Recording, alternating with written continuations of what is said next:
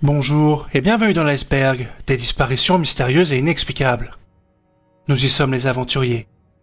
Au programme de cet épisode final, nous tenterons de comprendre comment un génie de la physique quantique a pu s'évaporer sans laisser la moindre trace. Nous suivrons ensuite la piste d'une journaliste disparue alors qu'elle enquêtait sur le milieu très fermé des vampires, et enfin, nous plongerons au cœur d'un scandale d'État mêlant le Vatican et la mafia romaine à travers le destin brisé d'une adolescente. Mais avant d'entamer cette dernière plongée, prenez un instant pour laisser un pouce bleu et pour vous abonner. C'est grâce à votre force que la chaîne peut exister et que nous pouvons, ensemble, continuer de sortir ces récits de l'oubli. Bref, sans plus attendre les aventuriers, préparez-vous à bousculer vos dernières certitudes et à lever le voile sur l'impensable, car nous entrons dans les abysses de l'iceberg, des disparitions mystérieuses et inexplicables. Bien, nous commençons avec une affaire qui dépasse l'entendement. Celle d'un jeune homme qui se volatilise littéralement en pleine conversation téléphonique. Nous sommes le 14 mai 2008 à Canby, dans le Minnesota. Brendan Swanson, un étudiant de 19 ans sans histoire, vient de fêter la fin de son année universitaire. Aux alentours de minuit, bien qu'un peu éméché, Brendan reprend la route pour parcourir les 45 km qui le séparent de la maison familiale. Ses amis le décrivent comme encore maître de lui-même. Et pourtant, Brendan cache une vulnérabilité que l'obscurité va transformer en piège mortel. Il souffre d'une amblyopie sévère qui le rend aveugle d'un œil et, pour ne rien arranger, il a oublié ses lunettes ce soir-là. Aux alentours de 2h du matin, le téléphone sonne chez ses parents. Brendan est au bout du fil. Il a fait une embardée et sa voiture est coincée dans un fossé. Il n'est pas blessé, seulement agacé, et demande à son père de venir le chercher. Commence alors une conversation surréaliste de 47 minutes. Brendan fait clignoter ses phares, ses parents font de même, mais personne ne voit rien. Désorienté par l'alcool et son handicap visuel, Brendan finit par abandonner son véhicule et décide de marcher en direction de lumière qu'il aperçoit à l'horizon, guidant son père en direct au téléphone. Il traverse des clôtures, entend le bruit de l'eau d'un ruisseau, puis soudain, il pousse un dernier cri. Dès l'aube, l'inquiétude laisse place à une traque désespérée. Les relevés téléphoniques révèlent que Brendan se trouvait en réalité à plus de 40 km de l'endroit qu'il décrivait. Sa voiture est retrouvée intacte à la lisière d'un champ, mais aucun indice ne permet de savoir dans quelle direction il est parti. Comment a-t-il pu se tromper à ce point sur sa localisation ? Si la police refuse dans un premier temps de lancer des recherches immédiates, arguant qu'un adulte a le droit de disparaître, les opérations finissent par s'intensifier autour de la rivière Yellow Medicine. Les fonds sont dragués, des chiens pisteurs sont déployés et des caméras sous-marines sont utilisées, mais aucune trace du jeune homme n'est retrouvée. Les enquêteurs évoquent alors la possibilité d'une chute dans un puits abandonné ou d'une mauvaise rencontre. Là encore, aucune preuve ne vient étayer ces hypothèses. Ouais, j'en conviens, cette affaire est profondément frustrante et s'achève sans le moindre élément de réponse. Quoi qu'il en soit, restez prudents sur la route les aventuriers et ne prenez jamais le volant après avoir consommé de l'alcool. Partons maintenant pour l'Asie du Sud-Est, au cœur de l'une des cités-États les plus surveillées au monde. Notre histoire prend place à Singapour, en 1986. À cette époque, l'archipel est considéré comme l'un des endroits les plus sûrs de la planète. Le crime y est quasi inexistant et les parents laissent leurs enfants jouer dehors en toute confiance. C'est dans ce climat de sérénité absolue que commence le cauchemar. Ketchian et Tong Wat ont 12 ans, ils sont meilleurs amis, élèves à l'école primaire de Wen et mènent la vie tranquille de jeunes garçons sans histoire. Kay est l'extraverti de la bande, toujours prêt pour une farce, tandis que To est un petit génie des mathématiques, très proche de sa mère. Le 14 mai 1986, le récit bascule dans l'impensable à cause d'une infime déviation dans leur routine. Vers 12h30, les deux garçons profitent de la pause déjeuner pour se retrouver à l'extérieur de l'école. Kay laisse même son cartable sur un banc, un signe qu'il a l'intention de revenir s'asseoir en classe quelques minutes plus tard. Mais la cloche de 12h55 sonne et leur chaise reste désespérément vide. L'onde de choc est immédiate, les aventuriers. La police lance des recherches sans précédent, fouillant chaque recoin de l'archipel, tandis qu'Interpol étend l'enquête jusqu'en Thaïlande. C'est alors qu'entre en scène un acteur inattendu, le géant McDonald's. Touché par l'affaire, la multinationale offre une récompense colossale de 100 000 $, les visages de Kay et To sont placardés dans les restaurants et chaque écran de télévision. Tout Singapour cherche les garçons McDonald's, mais la jungle urbaine reste désespérément muette. Le mystère est total, car en 4 décennies, absolument rien n'a été retrouvé. Comment deux enfants peuvent-ils sortir d'une école et disparaître sans laisser la moindre trace dans une ville où tout est surveillé ? Les spéculations se tournent alors vers les visages les plus sombres. On évoque un réseau de traite humaine, un sacrifice rituel et même une vengeance familiale liée au père de To, connu pour être un ancien criminel notoire, avant que les pistes ne s'éteignent les unes après les autres. Certains enquêteurs ont même déterré un détail troublant. En 1975, un autre élève de la même école s'était volatilisé dans des circonstances quasiment identiques. Je vous l'accorde, c'est vraiment étrange. Les disparitions sont-elles l'œuvre d'un prédateur rôdant autour de l'établissement depuis plus d'une décennie ? Eh bien, personne ne le sait, et 40 ans plus tard, les dossiers de Kei Eto restent ouverts, rappelant aux habitants que même derrière les murs de l'endroit le plus sûr du monde, l'obscurité peut parfois tout engloutir en un instant. Les Andes chiliennes comptent parmi les lieux les plus majestueux de la planète, mais elles cachent aussi l'un des visages les plus sauvages et impénétrables de la nature. C'est dans ce décor de forêts denses et de sommets vertigineux que s'est jouée l'une des disparitions les plus énigmatiques de la région. Boris Weisfeiler était bien plus qu'un brillant professeur de mathématiques à l'université de Penn State. C'était un homme de défi, un esprit libre, qui avait fui l'oppression du régime soviétique pour embrasser la liberté américaine. Et vous allez voir que ce détail en apparence anodine va devenir le pivot central d'un mystère insondable. Car en arrivant au Chili pour un trek en solitaire, Boris ne se doutait pas que son passé russe ferait de lui une cible idéale. Le 4 janvier 1985, après avoir partagé un repas avec 2 bergers près de la rivière Ñuble, Boris est aperçu une dernière fois. Les autorités chiliennes réagissent avec une lenteur suspecte quand, 10 jours plus tard, le sac à dos de Boris est retrouvé au bord de l'eau. Très vite, la police locale clôt l'affaire. Boris se serait noyé accidentellement en traversant la rivière. Oui mais voilà, cette explication ne tient pas car à cet endroit-là, la Ñuble fait à peine plus d'1 mètre de profondeur. Comment un homme en excellente forme physique et habitué aux expéditions extrêmes aurait-il pu se noyer dans une eau qui lui arrivait à peine à la taille ? Pendant 16 ans, le dossier reste gelé jusqu'à ce que la déclassification de documents diplomatiques américains en 1998 ne fasse exploser la version officielle. Le jour de la disparition de Weisfeiler, un habitant local aurait signalé à une patrouille militaire la présence d'un étranger extrémiste. Ce randonneur portant un sac à dos orné de lettres cyrilliques ne pouvait être qu'une seule chose, un espion soviétique. Selon un informateur militaire, Boris aurait été capturé, ligoté et emmené vers un lieu dont le simple nom fait encore frémir les Chiliens. La sinistre Colonia Dignidad. Et c'est là que notre histoire bascule dans l'horreur pure les aventuriers. Sous le régime de Pinochet, la Colonia Dignidad n'était pas seulement une secte isolée, mais un véritable trou noir de la dictature, dirigé par Paul Schaeffer. Selon plusieurs rapports déclassifiés, tout porte à croire que Boris aurait été torturé et battu à mort, son corps ayant probablement été jeté à la rivière ou enterré dans une fosse commune anonyme. La suite de notre récit n'est qu'une longue succession de dissimulations. Les témoins clés meurent dans des accidents étranges ou dans des morts suspectes, et les officiers impliqués sont mutés à l'autre bout du pays. Et malgré les efforts acharnés de la sœur du disparu pour obtenir justice, les responsables n'ont jamais été condamnés et l'affaire est encore irrésolue. Bien, mettons désormais le cap sur la moiteur de la Louisiane pour une affaire qui a brisé le cœur de l'Italie et fasciné le monde entier. Imaginez une héritière qui a tout pour elle. La beauté, le talent, une lignée digne de la royauté médiatique. Ilenia Carrisi est la fille du duo le plus iconique d'Italie, Albano et Romina Power. Mais sous l'éclat étouffant de la célébrité, la jeune femme sature. Elle aspire à l'authentique, à la vie brute des artistes de rue et des sans-abri. Ainsi, en 1993, Ilenia décide de tout plaquer pour un voyage initiatique. Sa quête de liberté l'amène d'abord au Belize, avant de la conduire vers la ville, qui s'apprête à sceller son destin, la Nouvelle-Orléans. Ilenia s'installe dans un hôtel modeste du quartier français, mais la jeune femme ne voyage pas seule. Elle est sous l'emprise d'un homme de 20 ans son aîné, Alexander Massakela, un trompettiste de rue au passé trouble. Le 1er janvier 1994, Ilenia passe un dernier appel à sa famille. Tout semble normal, si on oublie la violente dispute qu'elle a eue avec son père, furieux de la savoir encore liée à ce musicien de l'ombre. 5 jours plus tard, le récit bascule dans le vide. Ilenia Carrisi quitte sa chambre d'hôtel, en laissant tout derrière elle. Elle ne reviendra jamais, tandis que Massakela reste dans la chambre durant 8 jours, avant de tenter de payer la note, avec l'échec de voyage de la jeune femme. Ok, je sais ce que vous dites les aventuriers, tout accuse Massakela. Le profil du prédateur, l'emprise psychologique, l'échec volé, il est le coupable idéal.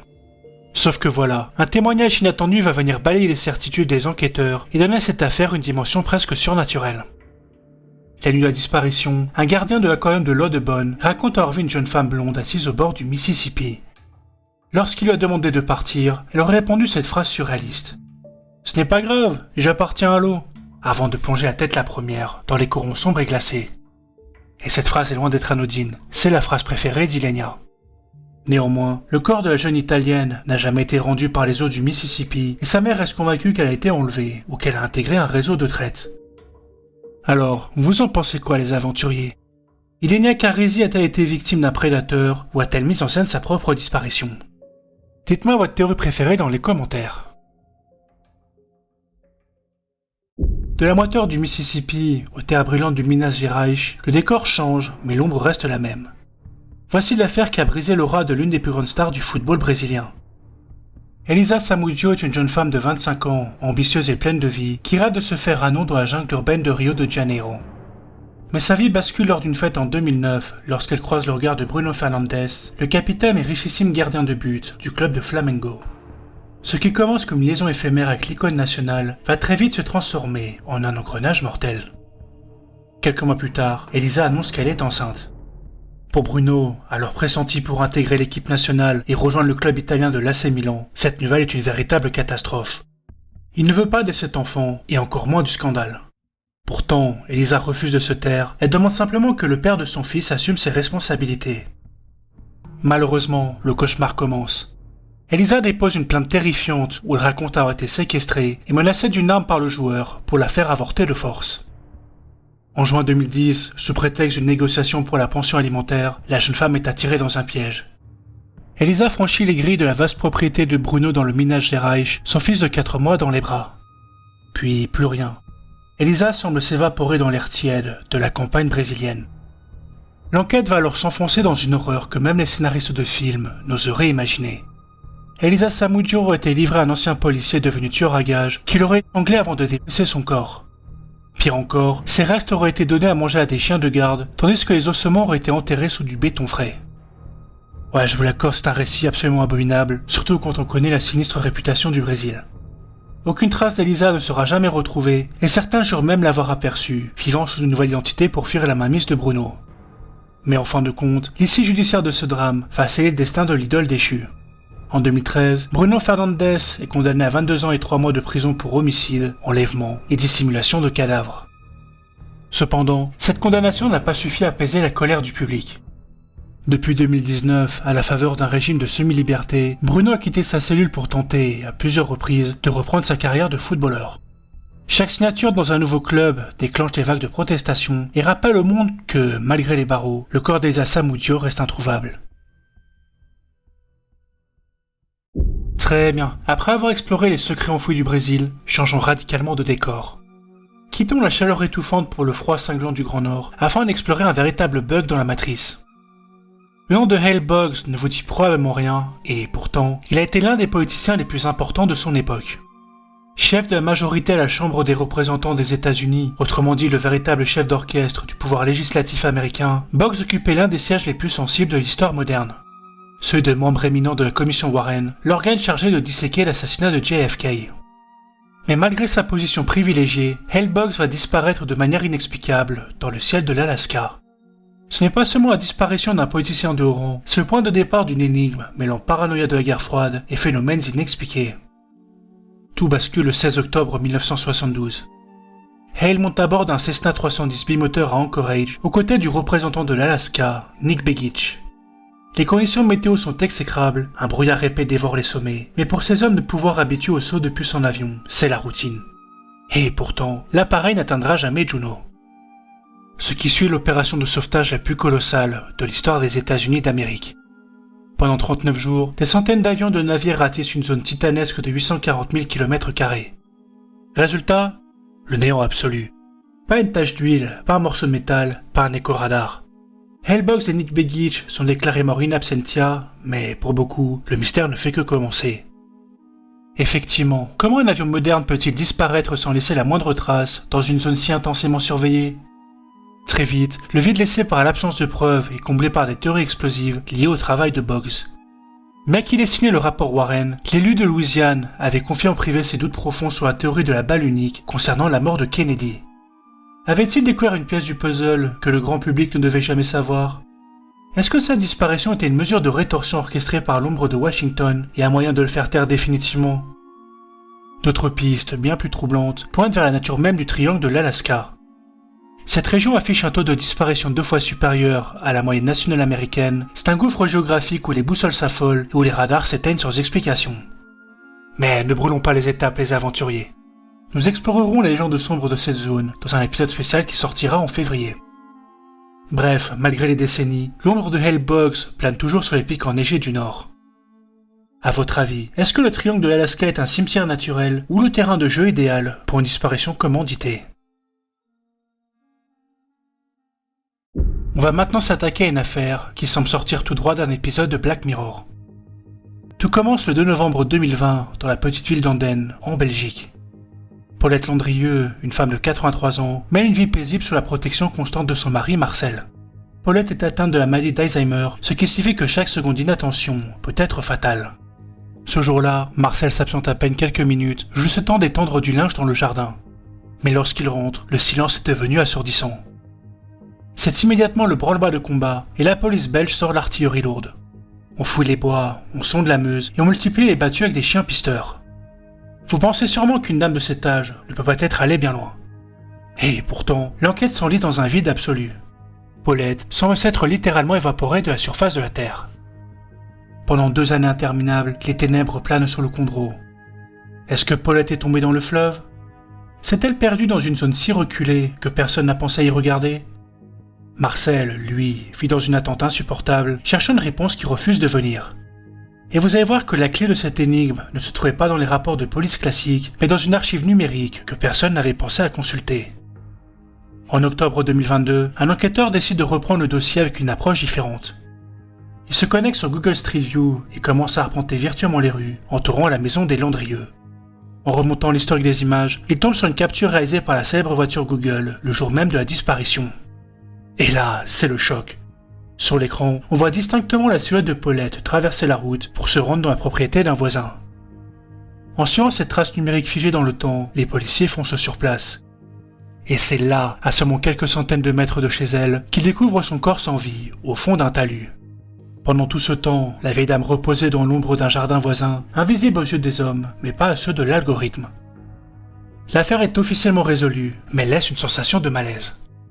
Comment une présence aussi proche a-t-elle pu échapper à tous les dispositifs de recherche humains?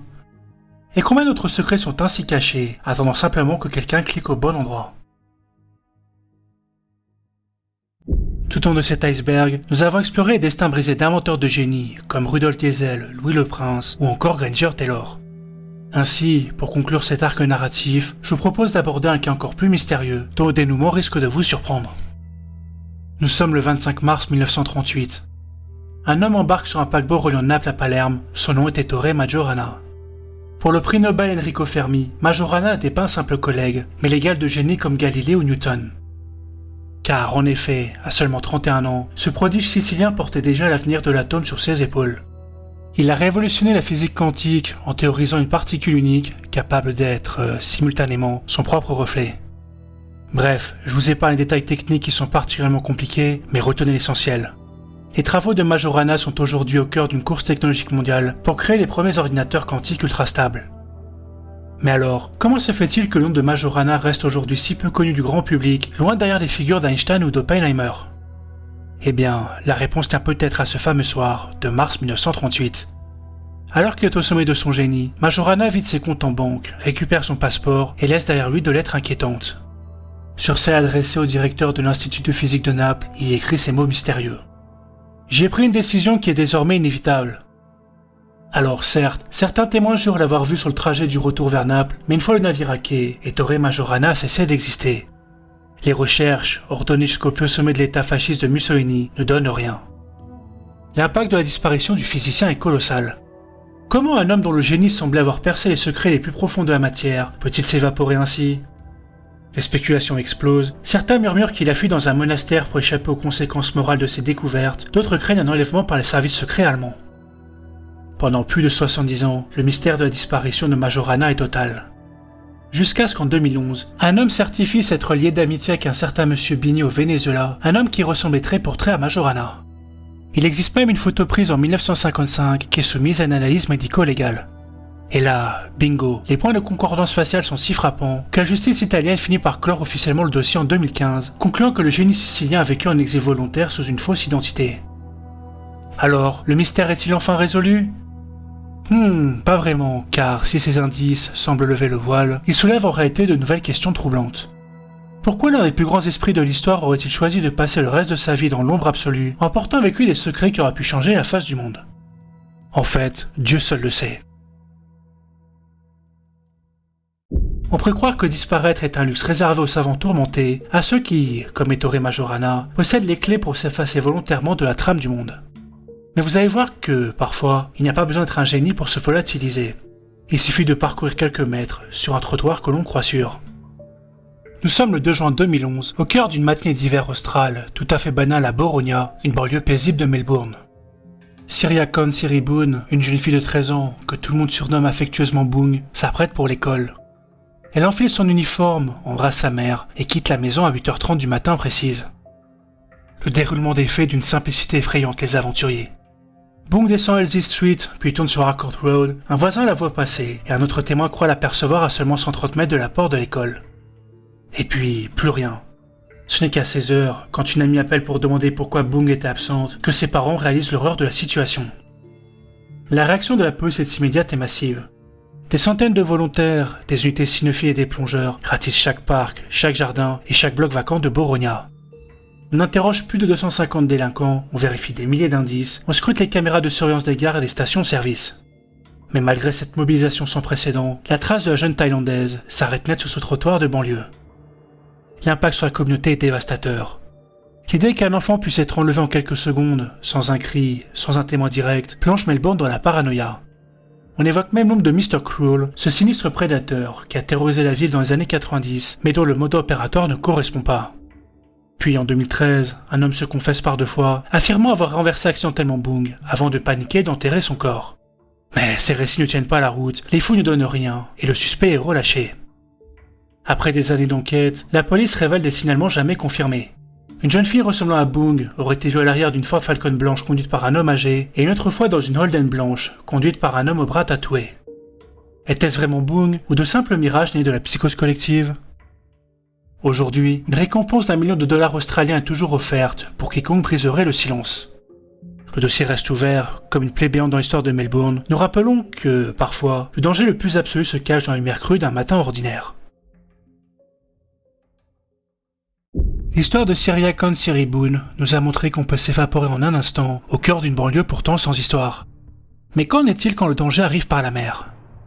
Pour le comprendre, quittons le Down Under pour rejoindre les rives du lac Michigan, aux États-Unis. Le 2 juillet 1966, la chaleur est étouffante sur les rives du lac Michigan. Dans l'effervescence des Indiana Dunes, entre les rires des familles et le sable brûlant, rien ne laisse présager le drame qui se noue. C'est dans ce décor de vacances idéales que 3 jeunes femmes, Renée Bruel, Patricia Blaff et Anne Miller, ont choisi d'étendre leurs serviettes pour la journée. Vers midi, la scène bascule. Les 3 jeunes femmes entrent dans l'eau sous les yeux de nombreux témoins, mais ne vont pas simplement s'y rafraîchir. Les 3 amies nagent d'un pas assuré vers un bateau blanc d'environ 5 mètres, piloté par un homme jeune au teint bronzé. Elles montent à bord sur la moindre hésitation, comme si ce rendez-vous était prévu. Le moteur vrombit, le bateau s'éloigne vers l'ouest et disparaît à l'horizon. Le soir venu, les gardes du parc découvrent leurs effets personnels abandonnés sur le sable. Le short d'Anne, la radio de Patricia, les cigarettes de Renée, bref, rien ne manque. Lorsque l'enquête démarre enfin, on découvre qu'Anne était enceinte, que Patricia fréquentait un homme marié et qu'une lettre de rupture jamais envoyée traînait dans le sac de Renée. Avait-elle décidé de s'évaporer pour fuir leur secret, ou cherchait-elle un avortement clandestin en pleine mer qui aurait tragiquement mal tourné ? Mais il existe une piste bien plus sombre à les aventuriers. En 1966, le monde de l'équitation n'a rien de paisible. Une guerre mafieuse et sanglante déchire le milieu, menée par 2 frères rivaux pour le contrôle du redoutable syndicat du cheval. Or, Patricia s'était confiée peu avant sa disparition sur des menaces qu'elle recevait de ce milieu criminel. Est-ce que ce mystérieux bateau blanc était envoyé pour réduire définitivement ces 3 jeunes femmes au silence ? Bref, avant de s'éteindre, Silas Jane, le chef du syndicat du cheval, aurait d'ailleurs lâché une confession digne d'un film noir. Il y a 3 corps enterrés sous ma propriété. C'est un aveu glaçant qui, pourtant, n'a jamais permis de clore le dossier. Sur le ciel de plomb de Göteborg, la pluie bat les chantiers navals, avec une telle violence qu'elle semble vouloir effacer toute trace humaine. C'est dans ce décor lugubre et presque irréel que va se jouer l'un des mystères les plus impénétrables de l'histoire criminelle de Suède. Le 29 juillet 1965, Guy Carlson, Sherlock Johansson et Jan Olof Dahlhö, 3 jeunes travailleurs robustes, montent à bord d'une Volvo PV 444 bleu nuit. Ils ont entre 16 et 22 ans, des projets plein la tête, et pour l'un d'eux, un nouveau-né qui l'attend à la maison. Ils partent pour une partie de camping à Ossa, mais le piège se referme. Aucun d'eux n'a de permis de conduire, et aucun d'eux ne sera jamais revu. Ce qui rend l'affaire Dahlke absolument fascinante pour n'importe quel amateur de true crime, c'est cette incroyable coïncidence temporelle. Car ce même 29 juillet, Himmel Lundqvist, un étudiant en art de 18 ans, s'évapore lui aussi de Göteborg. Existe-t-il un lien entre les 3 dockers et cet artiste? La police mettra des mois à réaliser que ces 4 disparitions ont eu lieu le même jour, dans la même ville. Et comme si le scénario n'était pas assez chargé, l'après-midi même, un braquage surréaliste secoue une banque locale. 2 hommes s'enfuient avec un butin, avant de plonger dans la rivière, en tenue de scaphandrier sous une pluie de balles. Göteborg est devenu, en l'espace de quelques heures, un carrefour de chaos pur. Malheureusement, l'enquête criminelle piétine dans la boue. La Volvo bleue semble s'être dissoute dans l'air, et les salaires des 3 garçons ne sont jamais réclamés. Les spéculations explosent. Est-ce qu'il s'agit d'un accident de la route tragique, ou les jeunes hommes étaient-ils impliqués dans quelque chose de bien plus vaste, peut-être en lien avec les braqueurs plongeurs? Le dossier s'enfonce dans l'inexplicable lorsqu'on s'attarde sur certains indices. La sœur de Guy raconte qu'en se rendant à l'appartement de son frère peu après sa disparition, un inconnu lui a ouvert la porte. Par ailleurs, des marins affirment avoir croisé un jeune Suédois ressemblant à Himmel Lundqvist à Singapour et en Australie des années plus tard.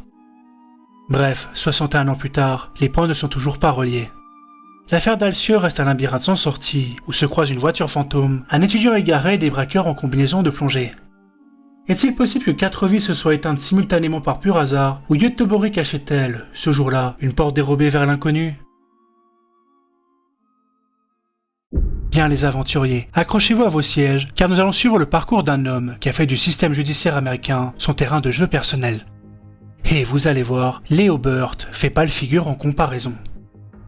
Dans les annales du crime, peu d'individus possèdent un profil aussi paradoxal que celui de Larry Chisholm. Essayez d'imaginer un homme doté d'une intelligence fulgurante, vétéran du Vietnam et étudiant brillant sur le point de devenir avocat à l'université de Memphis en 1974. Mais derrière les manuels de droit se cachait un cerveau criminel, impliqué dans un trafic de stupéfiants international. Condamné à 40 ans de prison, Chisholm n'allait pas se contenter de plaider sa cause derrière les barreaux. Il allait devenir le fantôme le plus insaisissable de l'histoire des US Marshals. Le tournant spectaculaire de sa légende survient le 13 septembre 1978. Ce soir-là, Larry et une trentaine de détenus jugés modèles sont emmenés pour une partie de bowling.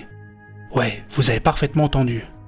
Profitant d'une pause aux toilettes, le détenu récupère 2 fusils à canon sciés, dissimulés dans le faux plafond par des complices. S'ensuit alors une fusillade sanglante dans le bowling. Blessé à la main, le criminel prend le commandement et force le propriétaire d'un petit aéroport à décoller dans un Cessna en plein milieu d'un orage violent. Faisant preuve d'une expertise technique déroutante, il ordonne au pilote de voler à basse altitude pour passer sous les radars. Je vous l'accorde, c'est un véritable scénario de film d'action, digne des ailes de l'enfer. C'est à cet instant, en décembre 1978, que Larry Chisholm commence une vie de caméléon qui va durer des décennies. Notre enquête rebondit de façon stupéfiante en 1990. On découvre que le criminel vivait sous le nom de Kenneth Brookins et menait une vie de famille parfaite. Il était poseur de moquettes, fréquentait l'église locale et élevait une petite fille. Mais dès que son portrait est diffusé dans l'émission America's Most Wanted, il s'évapore en quelques heures, laissant tout derrière lui. Sa trace est retrouvée une ultime fois à Atlanta en décembre 1990, où il voit son pick-up avant de s'enfoncer définitivement dans les ténèbres. Aujourd'hui, les autorités placent leurs derniers espoirs sur Debra et Brenda Brookins, la femme et la fille du fugitif. Mais le mystère est total. Elles ont disparu en même temps que Larry, et les enquêteurs sont convaincus que ces noms sont aussi faux que tous les autres. Ouais, c'est une histoire à peine croyable les aventuriers, mais le doute persiste encore. Si Larry Chisholm est encore en vie, il a réussi l'exploit ultime pour un criminel. Celui de s'évader du système judiciaire pour ne jamais y revenir. L'affaire Larry Chisholm nous a prouvé qu'un homme peut s'évaporer dans la nature et rester insaisissable pendant des années.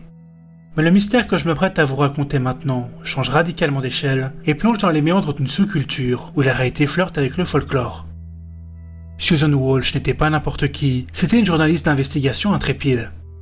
Et si son nom fait encore trembler certains aujourd'hui, c'est parce qu'elle s'est volatilisée alors qu'elle enquêtait sur le milieu le plus sombre et le plus dangereux de la ville. Celui des vampires de New York. Le 16 juillet 1996, à Nutley, dans le New Jersey, Susan dépose son fils chez son ex-mari pour une simple course. Elle promet de revenir vite, mais elle ne franchira plus jamais le seuil de la maison. Ancienne toxicomane devenue journaliste d'investigation, elle s'était battue pour s'extraire de sa condition. Néanmoins, la précarité de sa nouvelle profession l'avait forcée à reprendre son travail de danseuse exotique afin de subvenir aux besoins de son enfant. C'est précisément cette double vie qui lui servait d'arme. Infiltrée dans les bas-fonds new-yorkais, Susan venait de signer un scoop majeur sur la mafia russe, dénonçant un réseau d'esclavage dans les clubs de la ville. Mais alors que les menaces de mort commençaient à pleuvoir, Susan s'était déjà lancée dans une enquête sur les cultes de vampires modernes, ces groupes marginaux qui allaient bien au-delà du simple folklore pour pratiquer de réels rituels de sang. Les recherches démarrent au quart de tour, mais une question hante alors le dossier. Susan était-elle réellement en danger de mort ou sombrait-elle dans une crise personnelle dévastatrice ? Car, en effet, quelques jours avant de se volatiliser, son entourage décrit une femme physiquement marquée et dévorée par la paranoïa. La jeune mère ne cessait de répéter qu'elle était traquée par des voitures sombres et que la vie de son fils était en jeu. Face à ce témoignage glaçant, la police de Nutley choisit de ne pas s'emballer et privilégie l'hypothèse d'une disparition volontaire. Écrasée par la pression de ses enquêtes et les menaces constantes, Susan aurait simplement craqué, préférant tout quitter pour devenir une ombre et s'offrir un nouveau départ loin de New York. Mais cette explication semble bien trop simple et 3 hypothèses plus sombres voient le jour. La première suggère une vengeance froide de la mafia russe qui aurait vu en elle une menace trop directe. La deuxième piste, plus ésotérique, suggère que Susan a découvert des meurtres rituels dissimulés au sein du milieu underground des vampires. Enfin, la troisième hypothèse évoque une rechute fatale et une overdose accidentelle dissimulée. Alors, qu'est-il vraiment arrivé à la journaliste qui en savait trop ? Est-ce que Susan Walsh est devenue la victime de ses propres enquêtes ou a-t-elle été victime de ses démons personnels ? Ça, c'est à vous de me le dire les aventuriers. Pour ce nouveau chapitre, nous changeons de décor pour nous envoler vers El Paso, au Texas. Au cœur des années 1950, le rêve américain bat son plein dans cette ville frontalière baignée de soleil. Et pourtant, c'est ici que va se produire l'une des disparitions les plus sulfureuses de l'histoire américaine. William Patterson, 52 ans, et sa femme Margaret, 42 ans, incarnent la réussite absolue. Ils sont propriétaires d'un magasin de photographie prospère, ils possèdent un yacht, une Cadillac rutilante et des propriétés au Mexique.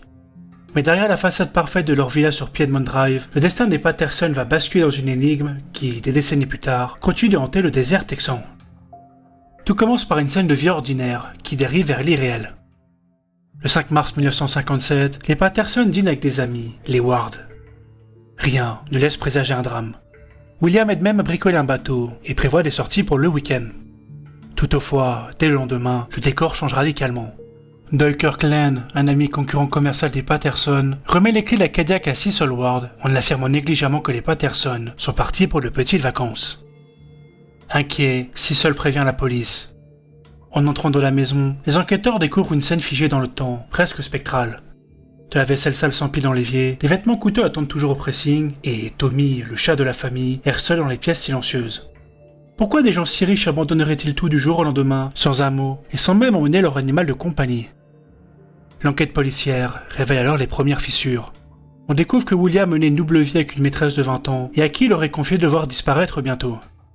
Le mystère s'épaissit un peu plus le 15 mars, lorsqu'un télégramme étrange arrive de Dallas. Signé d'un mystérieux W.H. Patterson, il ordonne de confier la gestion du magasin à Doyle Kirkland. Ouais, celui-là même qui détenait les clés de la voiture du couple. Ok, je sais ce que vous dites les aventuriers. Kirkland est responsable d'une manière ou d'une autre de la disparition des Patterson. Sauf que, souvenez-vous, nous sommes en 1957. Si le macartisme et sa chasse aux sorcières se sont officiellement éteints 3 ans plus tôt, les États-Unis n'en ont pas fini avec leurs démons, la paranoïa de la guerre froide est à son paroxysme, et la peur des rouges est encore dans toutes les têtes. D'ailleurs, on avait parlé de cette période fascinante dans l'iceberg des monstres. C'est l'époque où le cinéma de science-fiction servait de métaphore à la peur de l'ennemi invisible, et notamment du communisme. Bref, je vous invite vraiment à aller voir cette vidéo, si vous souhaitez en savoir plus sur le sujet. Fin de la parenthèse. La rumeur de l'espionnage explose, et on raconte que William prenait des photos suspectes de Fort Bliss et des convois militaires. Est-ce que les Patterson étaient des agents dormants rappelés d'urgence par Moscou, ou s'agit-il d'un crime bien plus brutal ? Quoi qu'il en soit, en 1984, un rebondissement glace le sang des enquêteurs. L'ancien gardien de la propriété confesse avoir trouvé du sang et un morceau de cuir chevelu sur les listes du bateau de William juste après la disparition. L'homme s'était tué par peur et il meurt dans un accident de voiture peu après ses révélations, emportant ses secrets dans la tombe. Depuis, les Patterson sont officiellement déclarés morts, mais leur sort demeure un gouffre d'incertitude. Sont-ils enterrés sous le sable brûlant du Texas, ou n'étaient-ils que des pions dans un jeu d'ombre qui nous dépasse totalement ? Et surtout, peut-on vraiment effacer une vie entière en ne laissant derrière soi qu'une pile de vaisselle sale ? Quittons les Harari du Texas pour les rues pavées du Suffolk, en Angleterre. Ici, pas d'affaire d'espionnage ni de complot d'État, mais une énigme urbaine qui semble défier les lois de la physique. Cory McKeag est un artilleur de la Royal Air Force de 23 ans. Il est un soldat aguerri, fier de son uniforme et connu pour sa personnalité solaire. Le 23 septembre 2016, il part décompresser avec des amis à Bury St. Edmunds. Après une nuit de beuverie et de fête, les caméras de surveillance captent ses derniers pas.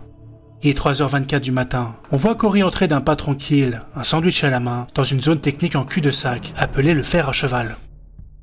Et là, le réel déraille.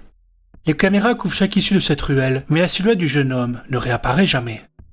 C'est le point zéro d'un mystère qui va devenir l'un des cold cases les plus coûteux et les plus obsédants du Royaume-Uni. L'enquête bascule lorsque la technologie livre un indice troublant. Le téléphone de Cory émet un signal qui se déplace à une vitesse fulgurante. Le trajet est précis, il suit à la trace la route d'un camion Ben vers une décharge à Barton Mills. Mais la police rejette l'idée. Le journal de bord du camion n'indique qu'une charge de 15 kg. Les enquêteurs explorent alors des pistes alternatives comme une mauvaise rencontre, la désertion et même le terrorisme, mais rien de tout cela ne colle. 6 mois plus tard, le suspense prend une tournure dramatique quand les autorités réalisent l'impensable. La charge du camion poubelle dépassait en réalité plus de 100 kg. Ouais, vous avez parfaitement compris où je veux en venir. Assommé par l'alcool, Cory aurait grimpé dans une benne pour dormir, puis il aurait été ramassé, compacté et déchargé au milieu de tonnes de détritus. La police britannique dépense 2 millions de livres pour fouiller une décharge géante. Les enquêteurs en combinaison blanche passent au crible 6500 tonnes de déchets à la main, mais hormis un crâne datant de la Seconde Guerre mondiale, on ne trouve absolument rien. En 2022, la justice a tranché. Cory McKeag est officiellement mort par asphyxie de compression. Mais pour beaucoup, le mystère reste entier. Comment un soldat entraîné a-t-il pu ne pas être réveillé par le vacarme d'un camion poubelle ?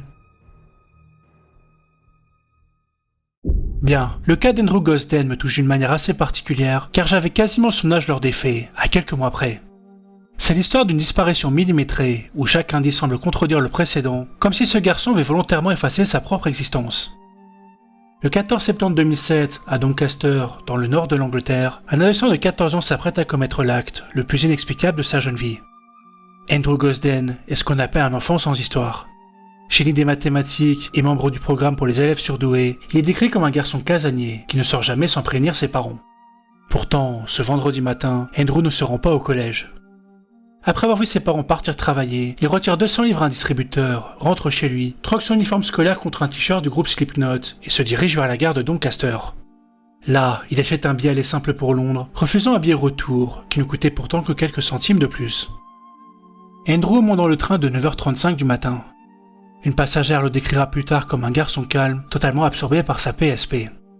À 11h25, les caméras de surveillance de la gare de King's Cross à Londres capturent son image. Un frêle adolescent à lunettes, sac à dos couvert de patchs de groupes de métal, s'enfonçant dans la foule de la capitale. Ce sera là la dernière preuve de vie irréfutable. L'enquête démarre, mais elle est entachée par une erreur tragique de l'école. L'école, en essayant de signaler l'absence d'Andrew le matin même, compose le mauvais numéro de téléphone. Plus étrange encore, l'adolescent a laissé 100 livres d'économie dans sa chambre et n'a pas pris le chargeur de sa console. Les aventuriers, s'ils prévoyaient de ne pas revenir, pourquoi laisser de l'argent dans sa chambre ? Et s'ils prévoyaient de rentrer, pourquoi acheter un billet aller simple ? L'impact de la disparition d'Andrew Gosden est colossal et son visage devient l'un des plus connus du pays, placardé sur des milliers d'affiches. En outre, la police du South Yorkshire a été vivement critiquée pour avoir mis près d'un mois à analyser les images de vidéosurveillance de Londres, une ville pourtant saturée de caméras, mais où les bandes sont effacées après quelques semaines. Bon, les spéculations vont bon train. Est-ce qu'Andrew s'est rendu à Londres pour un concert des groupes Six ou 30 Seconds to Mars ? Les pistes se multiplient, des signalements arrivent de tout le pays, mais tous s'avèrent être des impasses. En 2021, un immense espoir renaît avec l'arrestation de 2 hommes pour enlèvement et traître d'êtres humains, mais ils sont finalement relâchés, laissant l'enquête au point mort. En fait, l'affaire Gosden repose sur un vide technologique quasiment impossible en 2007. Andrew n'avait pas de téléphone portable, pas d'adresse email et aucune activité sur Internet. Malgré cela, des années plus tard, une lueur étrange est apparue sous le pseudonyme de Andy Roux sur Internet, un utilisateur affirmant avoir fugué à 14 ans et réclamant de l'argent pour un loyer, mais l'identité de cette personne n'a jamais pu être confirmée et l'enquête est depuis au point mort. L'Antarctique est sans doute l'endroit le plus impitoyable de notre planète. C'est un désert de glace absolue, où le vent hurle à vous briser les os et où la nuit polaire dévore le moindre repère. C'est dans cet endroit inhospitalier et reculé du monde que va se dérouler l'une des disparitions les plus illogiques de l'histoire, là où personne n'est censé pouvoir s'évaporer sans laisser de traces. Pour comprendre l'ampleur du mystère, il faut visualiser la station Bird. C'est un complexe scientifique qui ne ressemble à aucun autre. Un réseau de bâtiments isolés, reliés entre eux par de simples cordes de sécurité tendues dans le noir absolu. Dans l'enfer blanc, ces cordes sont l'unique rempart pour empêcher les chercheurs de s'égarer mortellement durant les tempêtes. Le matin du 8 mai 1965, Carl Robert Disch quitte le bâtiment radio afin de rejoindre le quartier général. C'est une marche de moins d'1 kilomètre, quelques minutes tout au plus. Mais 3/4 d'heure plus tard, le météorologue n'est toujours pas arrivé à destination. Profondément inquiet, ses collègues lancent un véhicule chenillé sur ses traces et ce qu'ils découvrent, défie l'entendement. Les empreintes de pas de Carl s'éloignent de la ligne de sécurité, bifurquant vers l'ouest, droit vers le cœur mortel du continent glacé. Très vite, l'angoisse laisse place aux théories les plus folles, l'Antarctique étant un terreau fertile pour le folklore ufologique. Pour certains, Carl n'aurait pas marché vers la mort, mais vers une rencontre du troisième type, une hypothèse censée expliquer pourquoi ces traces semblent s'arrêter net dans le néant blanc. Mais restons sérieux un instant les aventuriers, car cette affaire prend un tournant encore plus perturbant en 1971, soit 6 ans après les faits. La station météorologique de McMurdo reçoit alors un message mystérieux radio qui va laisser les autorités sans voix. Au milieu des grésillements, une voix s'élève et déclare « Pour le monde, je suis mort. Il croit que mon corps n'est qu'un point gelé à la surface de ce continent blanc. Je vous le dis, moi, Carl Disch, je suis vivant. Ne pensez pas une seconde que c'était une erreur, tout était prévu. Ils m'ont poussé, tourmenté, ennuyé avec leur vie superficielle. » Dans cette communication surréaliste, l'homme affirme s'être exilé volontairement et avoir survécu par ses propres moyens dans l'immensité glacée. Il va même jusqu'à raconter que son chien l'aurait rejoint dans sa solitude, peu de temps après son départ. C'est absolument impossible, je vous l'accorde, la survie d'un homme seul pendant 6 ans en Antarctique étant biologiquement impossible. Alors, même si beaucoup considèrent ce message comme un canular cruel, le mystère reste entier. Est-ce que Carl Disch a été victime d'un accident banal ou d'un délire psychotique lié à l'isolement extrême ? Ou bien, a-t-il réellement trouvé quelque chose dans l'immensité blanche qui méritait, à ses yeux, qu'il lâche sa ligne de vie ? Cette affaire me glace littéralement le sang, car elle nous place face à un vide absolu. Malgré des décennies de recherche, le mystère qui entoure le chercheur reste scellé sous les tonnes de neige éternelle, nous rappelant qu'une cruauté silencieuse que dans l'immensité polaire, la frontière entre la raison et la folie est aussi fine qu'une simple corde de sécurité tendue dans le blizzard. Les aventuriers, nous arrivons maintenant à toute fin de l'iceberg. Il nous reste encore 3 histoires à découvrir, et pour commencer cette descente finale, je vous demande de fermer les yeux un instant. Imaginez l'immensité de l'Atlantique. Le monde est en guerre, les océans sont dangereux, mais vous êtes à bord d'un monstre de fer, l'USS Cyclops. C'est un véritable colosse de 165 mètres de long, une silhouette massive qui écrase les vagues sous ses 20 000 tonnes d'acier. Le Cyclops est donc une forteresse flottante que rien ne semble pouvoir arrêter, et pourtant, ce géant va se volatiliser sans laisser la moindre trace, comme s'il avait été rayé de la carte par une main invisible. Tout commence le 4 mars 1918. Après avoir fait le plein de minerais au Brésil, le Cyclops met le cap vers Baltimore, avec une escale prévue à la Barbade. Lorsqu'il quitte les Antilles pour la dernière étape de son voyage, le message radio envoyé par l'équipage est d'une banalité déconcertante. Temps clair, tout va bien. 9 jours de traversée sont prévus, mais le navire n'arrivera jamais à bon port. Et ce qui va plonger les autorités dans la stupeur, ce n'est pas seulement la disparition du bâtiment, c'est l'absence totale de traces. Dans l'histoire des naufrages, l'océan finit toujours par recracher quelque chose, mais ici, il n'y a rien. L'impact est tel que la marine américaine lance immédiatement l'une des plus vastes opérations de recherche de son histoire. La presse s'enflamme et les théories les plus folles circulent. On évoque l'attaque d'un sous-marin allemand, mais après la guerre, l'ouverture des archives ennemies confirmera qu'aucun navire n'opérait dans cette zone. Les soupçons se déplacent alors vers l'intérieur et on pointe du doigt le capitaine George W. Worley. Décrit comme un excentrique alcoolique au colère noire, certains imaginent une mutinerie sanglante. Mais même une révolte n'explique pas le cœur de l'énigme. Comment un navire de cette taille peut-il couler sans laisser le moindre débris flotter à la surface ? C'est ainsi que le Cyclops est devenu la légende fondatrice du célèbre triangle des Bermudes. Aujourd'hui, les hypothèses oscillent encore entre le rationnel et le fantastique. Certains imaginent une créature abyssale, d'autres une tempête soudaine, couplée à une défaillance moteur sur un navire lourdement surchargé. Une piste plus moderne suggère que le Cyclops aurait pu sombrer au-dessus de la fosse de Porto Rico, l'un des points les plus profonds de l'Atlantique. Cela expliquerait pourquoi l'épave reste introuvable, même avec nos technologies de pointe. C'est une affaire fascinante, de celle qui ne laisse aucune certitude, seulement des questions. Le colosse d'acier et ses 306 passagers reposent quelque part dans l'immensité bleue, laissant face à ce mystère centenaire.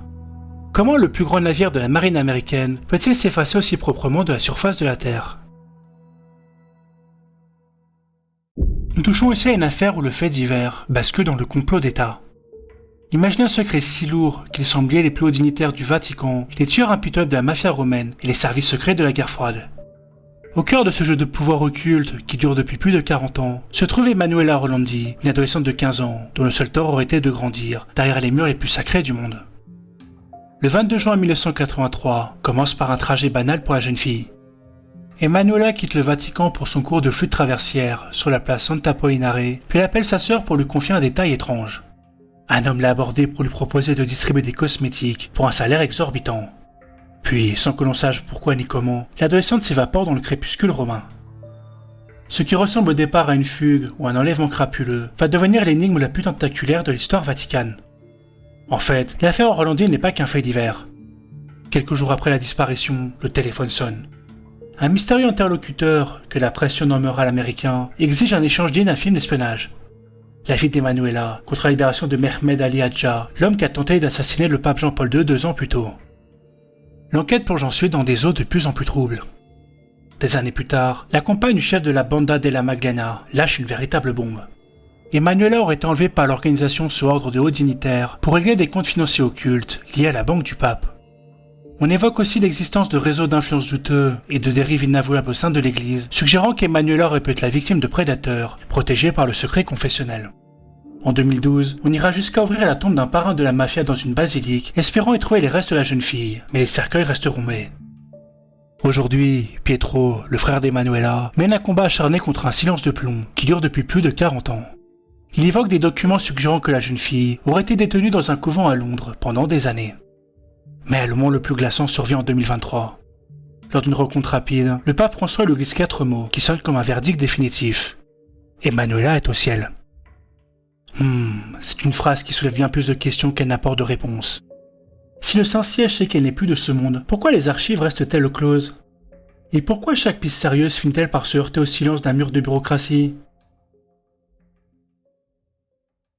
Si vous avez grandi dans les années 80, vous connaissez forcément ce visage. C'était celui de l'aventure pure, celle qui nous faisait vibrer chaque semaine. Philippe de Dieuleveult, c'était cet homme incroyable que vous regardiez bondir d'un hélicoptère dans l'émission culte La chasse au trésor. Philippe représentait l'invincibilité, le courage et l'adrénaline, et est en quelque sorte un véritable MacGyver de son époque. Mais le 6 août 1985, le destin de l'aventurier français va basculer dans un cauchemar bien réel.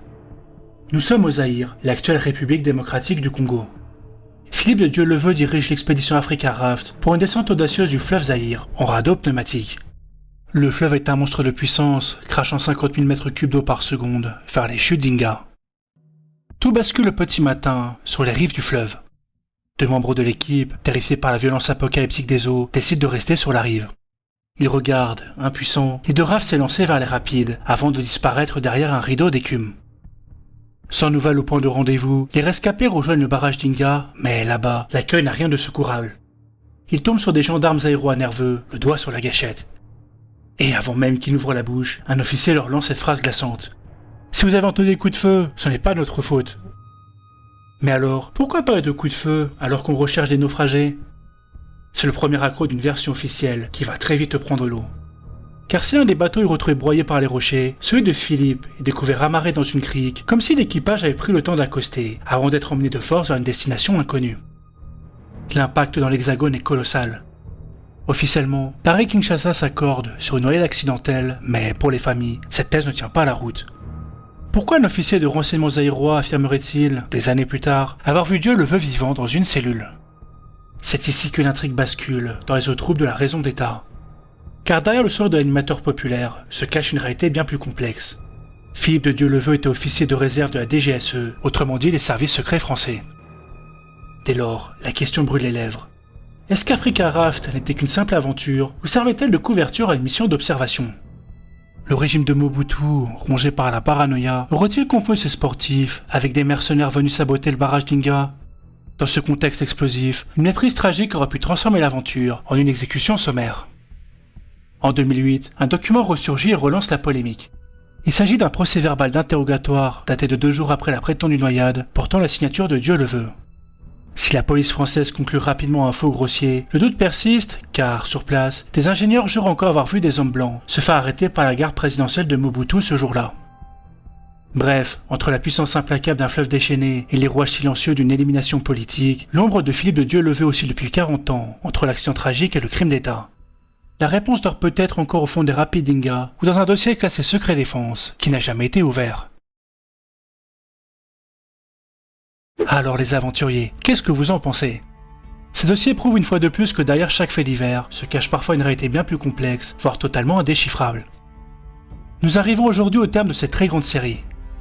Ce fut un voyage hors norme qui nous aura fait parcourir le monde à travers 5 épisodes intenses et pas moins de 150 histoires mystérieuses. Ensemble, nous avons exploré les cas de disparition les plus sombres, mais restez sur vos gardes, car de nouvelles énigmes nous attendent déjà. Bref, avant de nous quitter, abonnez-vous, laissez un pouce bleu et pensez à booster la vidéo, je vise les 10 000 abonnés et chaque interaction nous rapproche de cet objectif. Voilà, c'est tout pour aujourd'hui les aventuriers. Prenez soin de votre famille, régalez-vous avec la chandeleur qui approche à grands pas, et en attendant, je vous dis à très bientôt sur Terra Nova pour une nouvelle aventure.